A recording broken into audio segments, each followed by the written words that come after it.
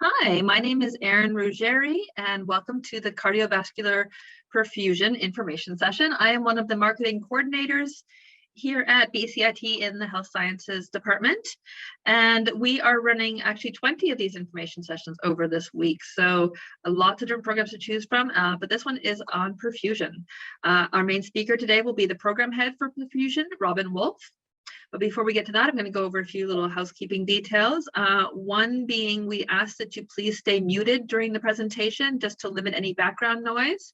You are more than welcome, of course, though, to have your camera on or off, whatever works with you and where you are at the moment.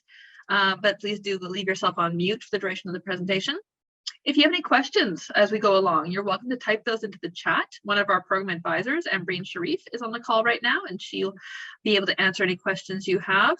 Also, we will have a period dedicated at the end of the presentation to a Q&A. So if you want to hold your questions, because we might be answering some of them during the course of our presentation, if you want to hold your questions to the end, we can also ask some then and answer some of those for you. And at the end there, since we're not a huge group today, we will have a chance for you to kind of unmute and ask your questions towards the end as well. But I do ask that you wait till we enter that part of the presentation.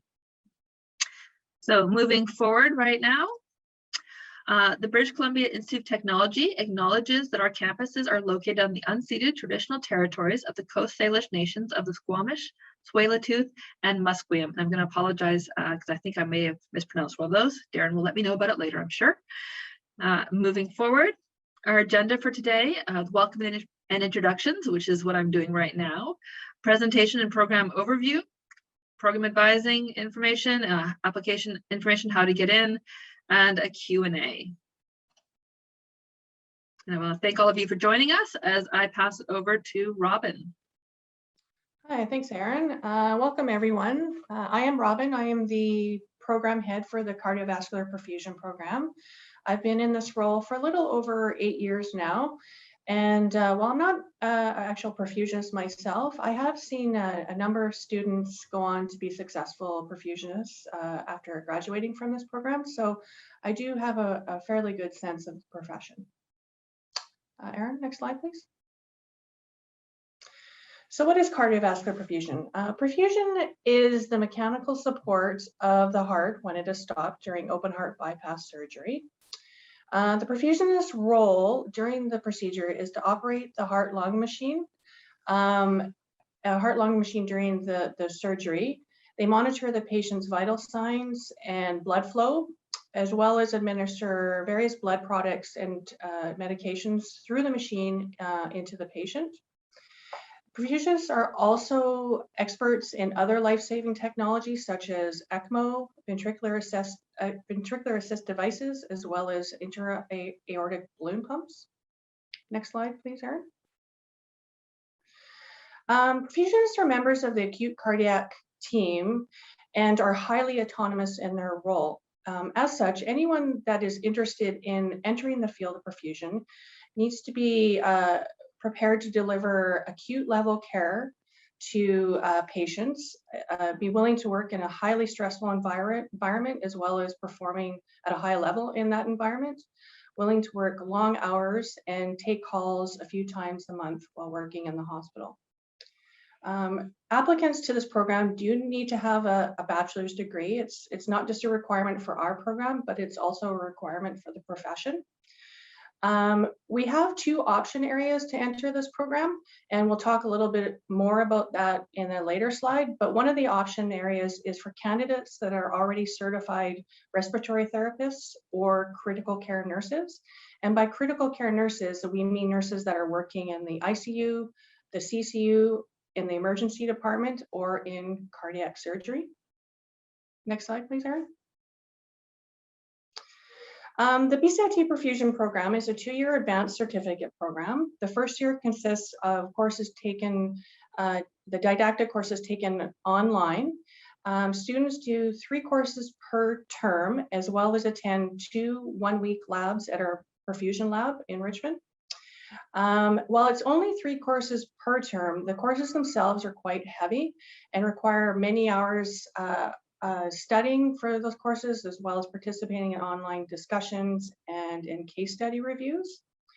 The second year of the program consists of multiple weeks in the lab, as well as in clinical rotations at cardiac surgery centers across Western Canada.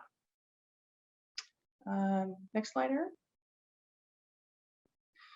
So graduates from the perfusion program are eligible to work in Canada, in the United States, and in many hospitals abroad.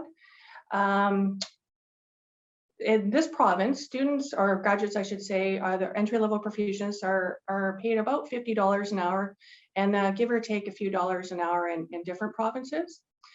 If you are interested in perfusion and want to learn more about the profession, aside from looking at our website, I would encourage you to go to the Canadian site of clinical perfusion, and there's lots of information about what the job entails, what the competencies are for a perfusionist, and what have you.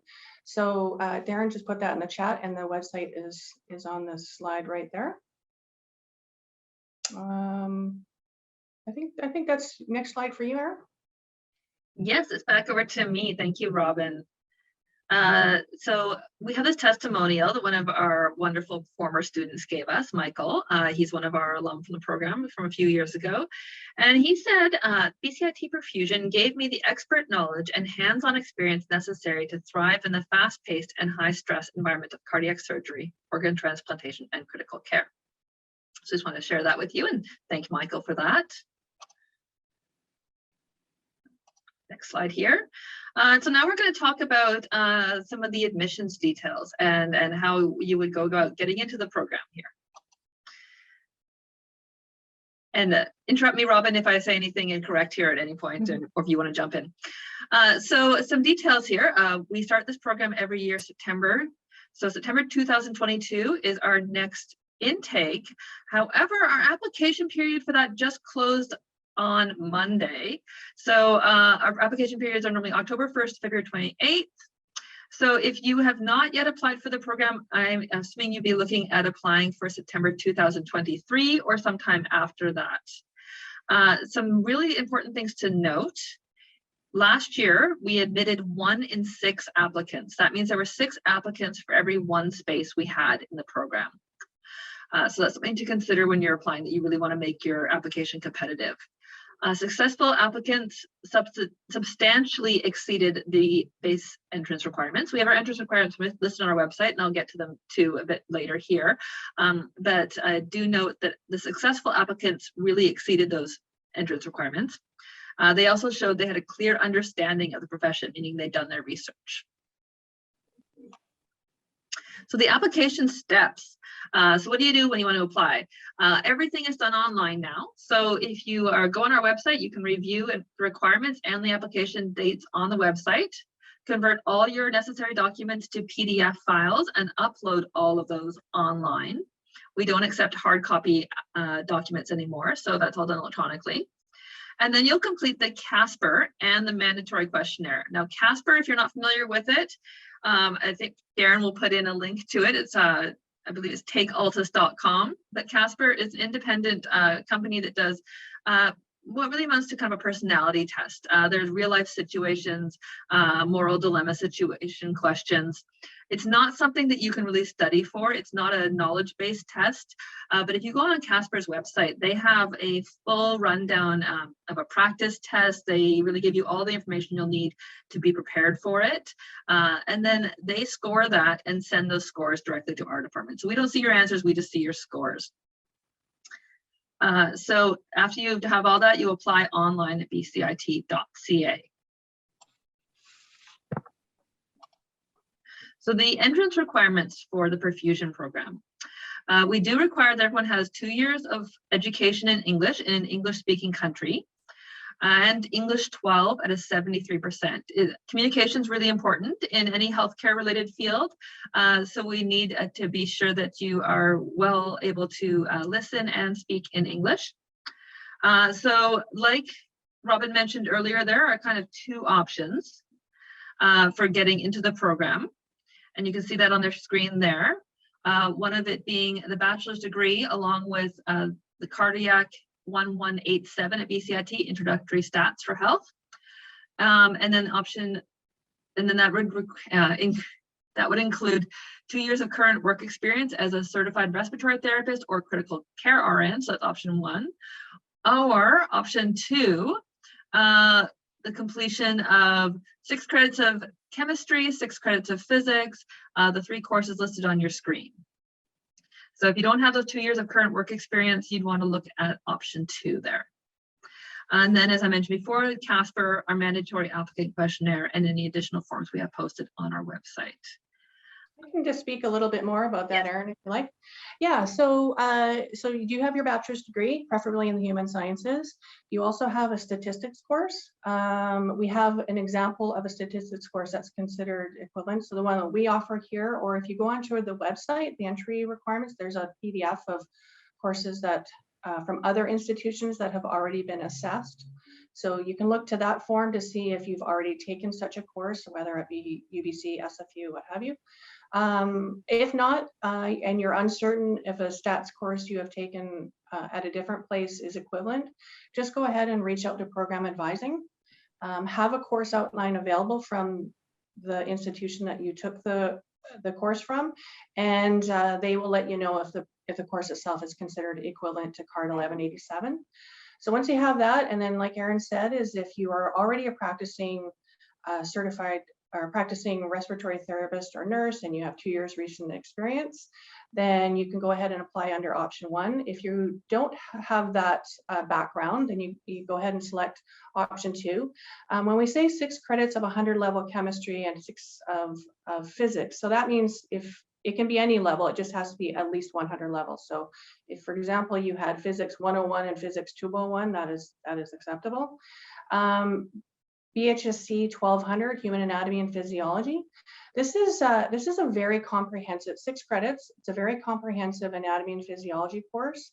And there are, on the website as well, there's a list of courses that we've evaluated and are considered equivalent.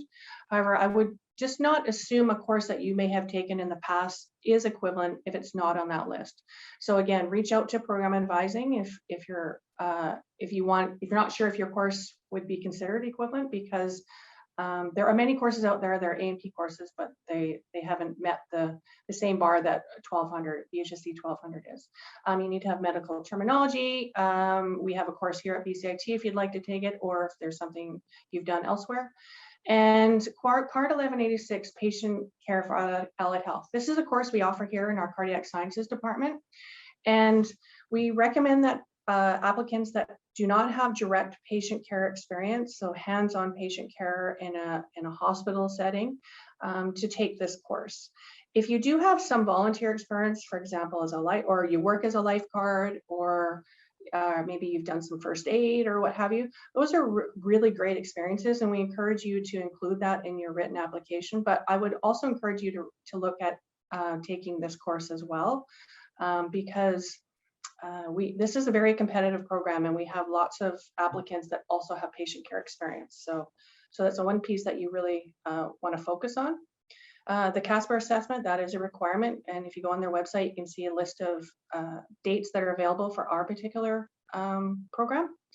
And then the applicant questionnaire form. This is something that happens for all BCIT programs, but for our program, this is where we're looking for, we read these very carefully, and we are asking people to be very thoughtful and about this submission, because we want to know, have you researched the profession? Are you aware what a perfusionist does and what their level of involvement is with patient care?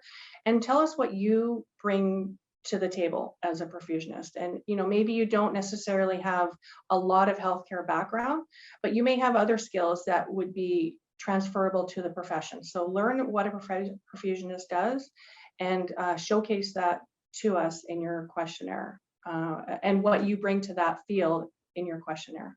And then on the website, there's a bunch of other additional forms that you would need to sign off as well. I think that covers it, Erin.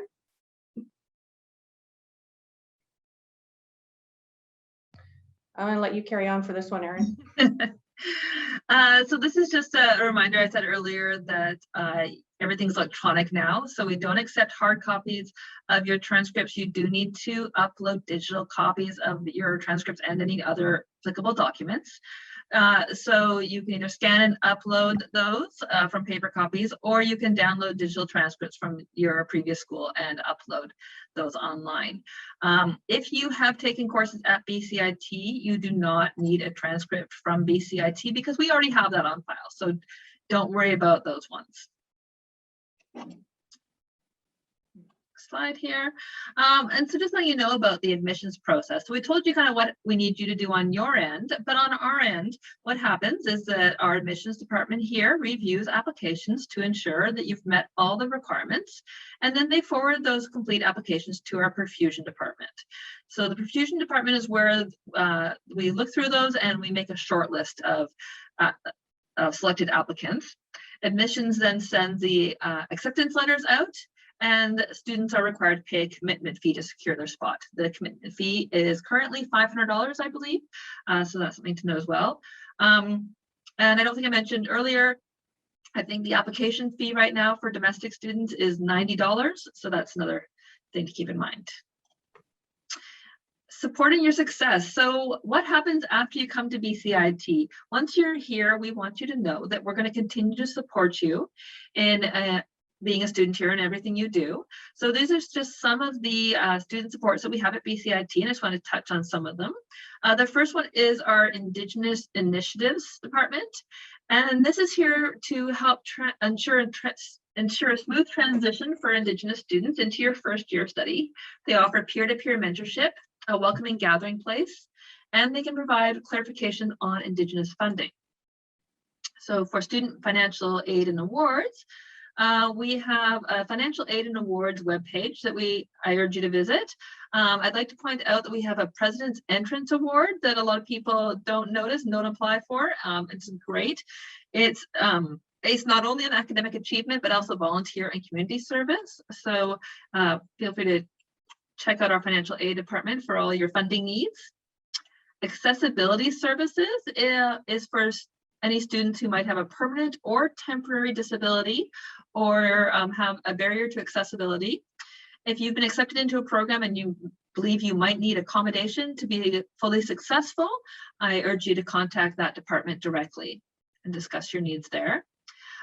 Student health services. We have a full service health clinic on campus at the Burnaby campus, and we all BCIT students get medical care through there. If you don't have your own GP or a doctor that you can schedule an appointment with, they're a great place to come and get things checked out, fill your prescription, or renew your prescriptions, or talk to them about any of your health needs. We also have a counseling and student development department, and they're here with lots of supports for students as well. And then finally, our recreation services department. We have a full service gym on campus. We have great fitness classes. We have a gymnasium playing some. People go in there, play intramurals at lunchtime. There's all kinds of facilities in the gym, and it's a great way to kind of get that exercise in between classes, after classes, before. It's just a convenient thing to have on campus for all of us. We really enjoy it there. And then I just wanted to mention program advising. So Robin can answer lots of questions for you, but if you have any questions about your transcript, you're going to want to contact program advising. Any questions about how to apply, whether things match up, whether you have the right equivalencies. Program advising is your place to contact. So they have telephone advising, drop-in, and by email, and you can see all their details there. But most up-to-date information is always on their website at bcit.ca/advising. And sorry, Erin, yes. Erin, if I could just add that we've just changed our drop-in hours. And so our drop-ins are pretty consistent now on Tuesday, Wednesday, Thursday afternoons. We have 2 virtual advising options for Tuesday and Thursday, and 1 in person. So we are now offering in-person advising on Wednesday afternoons. Wonderful, thank you, Ambreen. And then we really would like you to keep in touch with us after this info session, whether you decide to come to BCIT or if you decide to hold off for a bit on making that decision. We are on Facebook, Twitter, Instagram, YouTube, and LinkedIn, and we'd appreciate a like, a follow. You can send questions to us via any of those. So please do kind of keep in touch with us that way. And then there's always ways to learn more about BCIT, and we urge you to check those out on our website. And with that, we're going to go to some questions and answers. So let me look in the chat here. Lan has a good question that maybe Robin would like to answer. Is there an interview required? An interview card. So in addition to the CASPER assessment, which replaced our interviews, multiple mini interviews, we actually, once we review all the applicants, all the complete applicants that have met all the entrance requirements, we will shortlist candidates that we feel are would be potentially good fits for the program, and we will ask them to come to our campus here. Actually, we do it at Burnaby, where I'm currently situated. And we have sorry, I think Embreen, you put it in the chat there, but it was Perf 000, so spatial awareness testing. And I can't really get into great detail about what those are, but it's a series of mini tests that we have candidates go through. And we're just, the way they're designed is to have a person perform, and based on how they perform, lets us know if they would have good potential to be a perfusionist, because there are certain skills and aptitudes needed to be a perfusionist, and these mini tests are designed for that. Are there specific? Okay. Did you see that one, Robin, from Jen? Yeah. So it is on our website. If you go to program overview or program details, it will list all the sites that we currently send students to. So any cardiac surgery center in Western Canada, so basically Manitoba West, are our clinical placement sites. Okay, before we go to the question that's in the chat, Natalie has had her hand up. Natalie, would you like to unmute and ask your question? Is that best for you? Yeah, if possible. I just I didn't want to type it all out. Thank you for the presentation. I just wanted to clarify with the bachelor's degree. So I'll be graduating with a Bachelor of Science and looking to apply in the 23 cycle. And I was just wondering, for example, if I'm like missing one physics class, if I take that through open studies, would that work as well then? Open studies, you mean like just taking it from a different institution? Or Embreen, I'm not sure if you have some input on that. Yeah, so for which requirement again? The physics, one of the physics courses. Yeah. So it has to be would have to be a post-secondary level. I'm just gonna go on to look at the requirements here. I would take it at a post-secondary institution, just because like I'm in my last semester. Oh, in terms of online, but it's online, correct? Okay. So we do take post-secondary level online courses or upgrades, if that's what you're referring to. But I would certainly contact us with the course numbers that you're considering, and then we could confirm that for you. But any 6 credits of 100 level physics, provided it's recognized institution, and you know that you get a good grade on it, because it's a competitive selection process, right? So right. And just to follow up on that part as well, do you have like an approximate GPA or like a competitive GPA range for the program? Well, we are looking for, higher GPAs.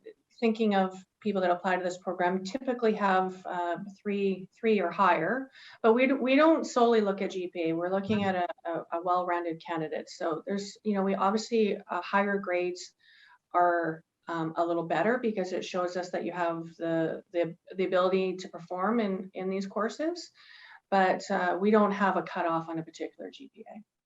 Okay, thank you. And then the last question is, are you looking at the last 60 credits of the bachelor's or the cumulative GPA as well?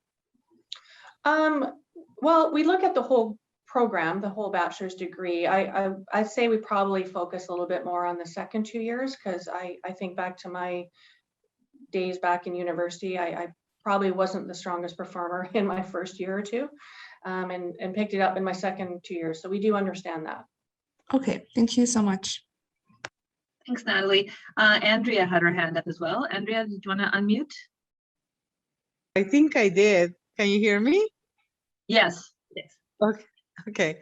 I have a quick question. I'm a cardiotech. I'm a cardiology technologist, and I got it from Stanford College. I had to do the physics and chemistry and everything to go through the course. That will be satisfactory for the prerequisite for this program? So Andrea, do you have a bachelor's degree? Yes. I'm also a medical doctor from South America. And I went through all the Canadian exams and actually finished all the exams. And I did a pre-residency here, but somehow I was unsuccessful to get a position here. But I have all my credentials confirmed by the Medical Council of Canada. So would that be enough for me to apply for this program? You'd also have to go through the comprehensive ISIS credentialing review, and that is information about that is on our website. Okay. So that would be one piece as well, but then also the physics and if it wasn't already listed in your degree or in your previous education, the physics and the chemistry would be required additionally. Yeah, a long time ago I did, just one more question. I got a degree in biology from the US, and where I had to do the chemistry and the physics and everything and English, would that be enough? I mean, can I send that? Well, you did it from the US and it was in English? Yeah. Well, that would be sufficient, yeah. I think so, but I definitely reach out to program advising so that they can look at it a little bit deeper, and then they can consult with us if they are not sure of the answer as well. But reach out to them as well, and they can help sort of look through each of those pieces that you have and determine if they are considered equivalent. So my medical degree has to be, I have to send it to that place where they value, I mean, they see my diploma, right? Or in my exams that I took, a Canadian exam is sufficient for me to prove that I have a bachelor's or MD, or do I have to go through those credentials? Well, you know what, it's hard to see without me actually looking at everything right now. So what I would recommend, just for the sake of this particular online discussion with everyone involved, go ahead and reach out to program advising, and then we can look at it a little bit deeper. Okay, thank you so much for your help. Wonderful, thank you. Okay, thank you. Thank you both. Thanks. Let me go back. Sorry, Erin, there was a question earlier about a respiratory therapist credential from Colombia, and whether that would be considered for option one. So I recommended an ISIS evaluation, comprehensive ISIS evaluation, firstly of that credential, and possibly contacting the professional association for respiratory therapists. Because I wasn't sure if we would be admitting under option one unless they're certified in Canada or in BC. So what's your take on that, Robin?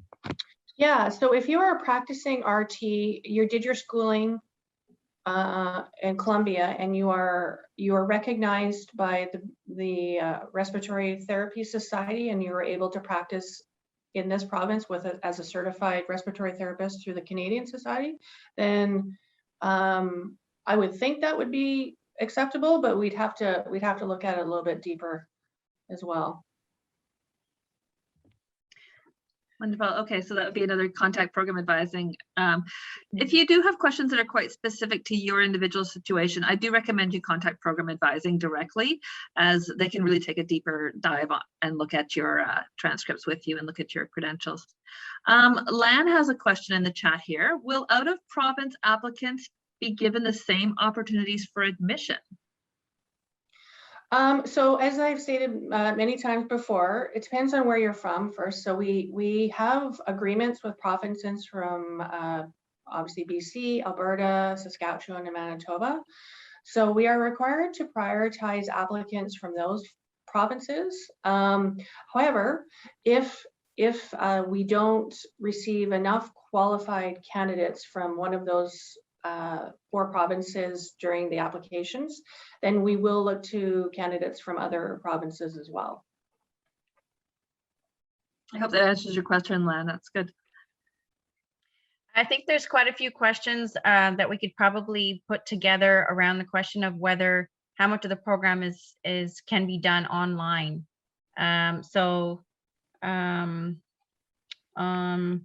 First year is online, second year is in person. In-person training isn't done outside of BC and BC hospitals, ?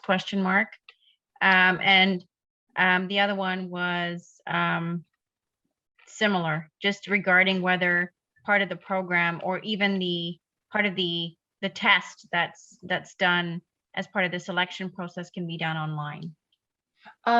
Well, the selection process, the in-person testing, no. Part of it, I shouldn't say that. One of the tests we do online that you can access, and for those that were selected to move on to step 2 testing, we would send you the link and we would register you into it. It's through our online portal here, but the other pieces are done on campus here. As far as that in-person testing, and in terms of the actual program itself, the first year is online, but as I mentioned earlier in the presentation, it is a very heavy program. So I would say you would expect to dedicate 20 to 25 hours a week at least to your studies. There's online discussions that are mandatory to participate in. There's virtual presentations that students attend with their instructors. So it is done at a distance though, so you can learn online at home. The second year of the program is the clinical year, and that is a full-time dedication. So students are, they really are not able to work in the second year because of the full-time labs and full-time clinical rotations. So those basically go from mid-August all the way to the end of June, and there are 7 weeks of lab, or altogether there's 9 weeks of lab that students are expected to be on campus for, and then in that clinical year there's multiple weeks at the hospitals in your clinical rotation. And those can be across Western Canada. So we do try to keep people, there are times where somebody will have to go out of province or go away from home in order to participate in the practicum. There is no pay for this program. So it's again on our website. This is a student paid program. If perhaps you have an arrangement through somebody, then good for you, but we don't pay. Erin,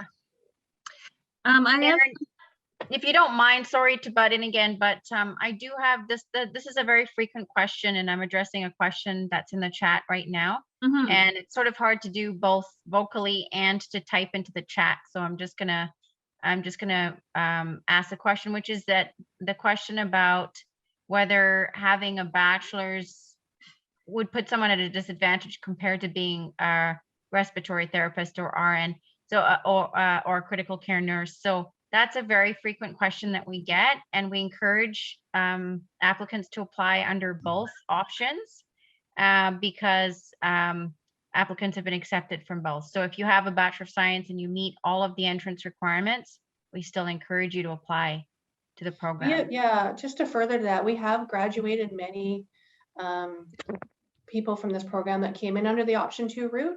So we definitely don't prioritize one over two. With that being said, given the competitive nature and really the demand of this program, people that have patient care experience are at a more advantageous position than people that do not have patient care experience.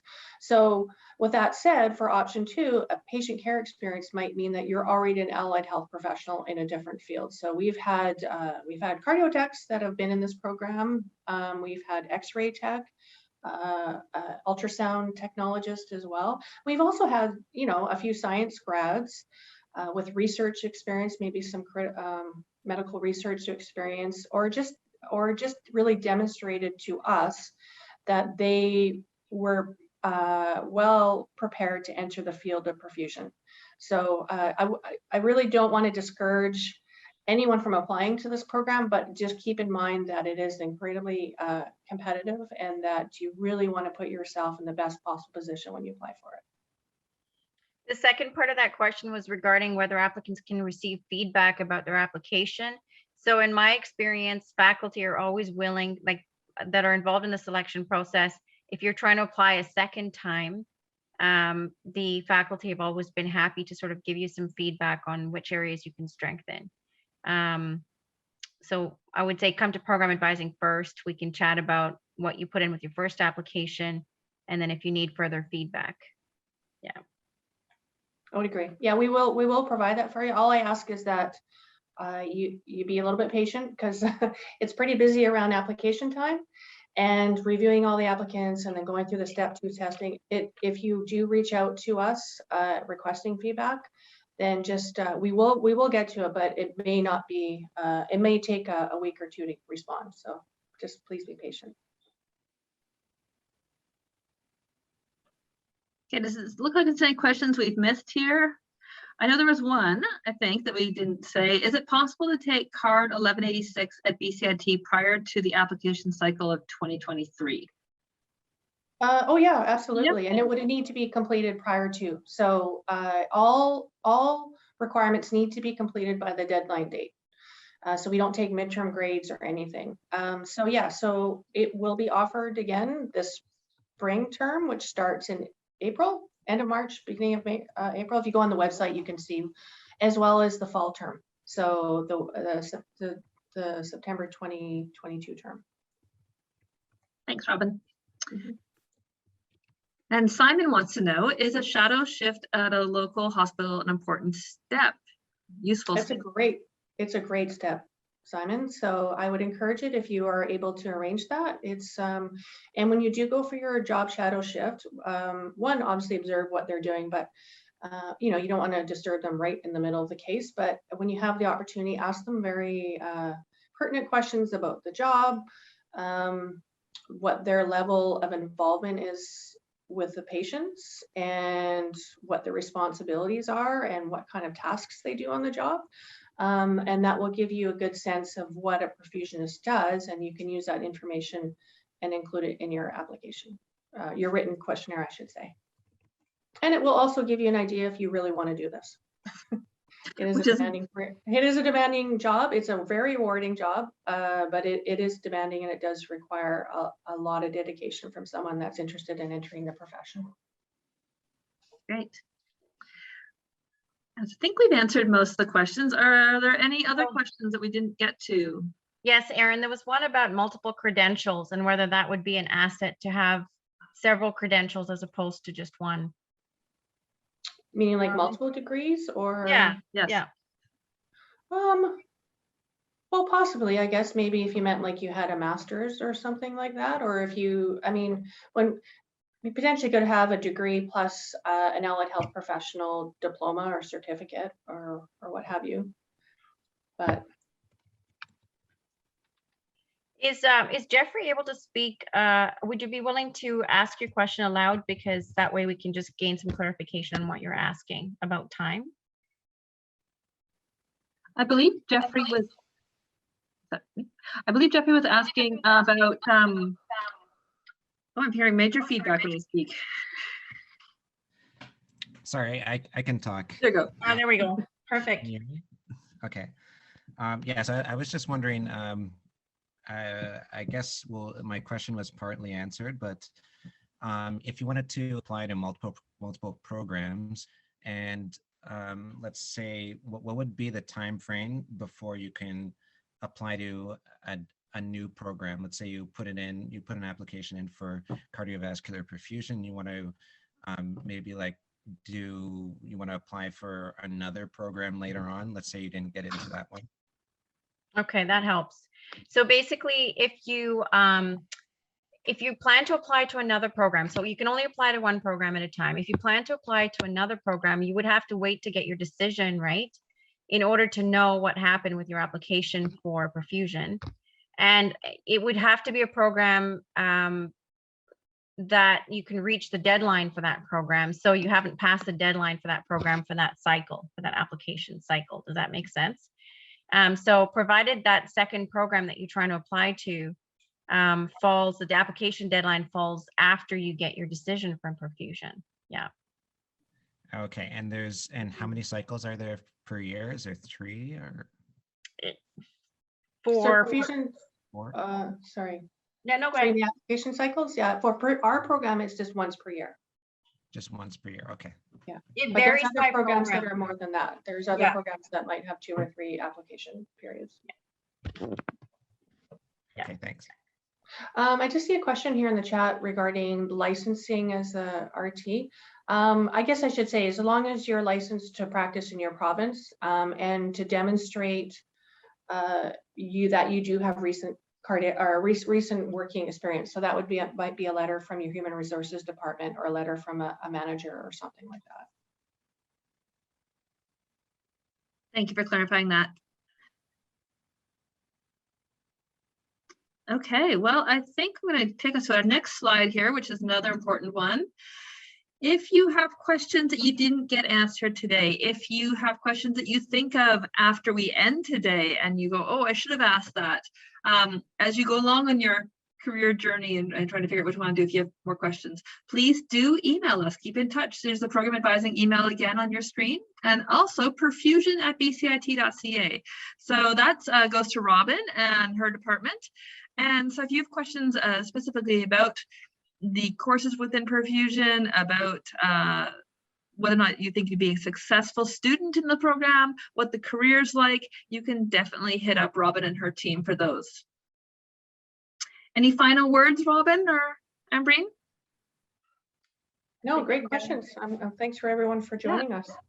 I really appreciate everyone taking time out of their day or taking time out of their afternoon here to join us and listen to us. Now, I did record the session, I believe, and so we will be sending an email out to everybody after the session with a follow-up with the slide deck and some information for you. So thank you for coming. Thanks, everyone. Thank you.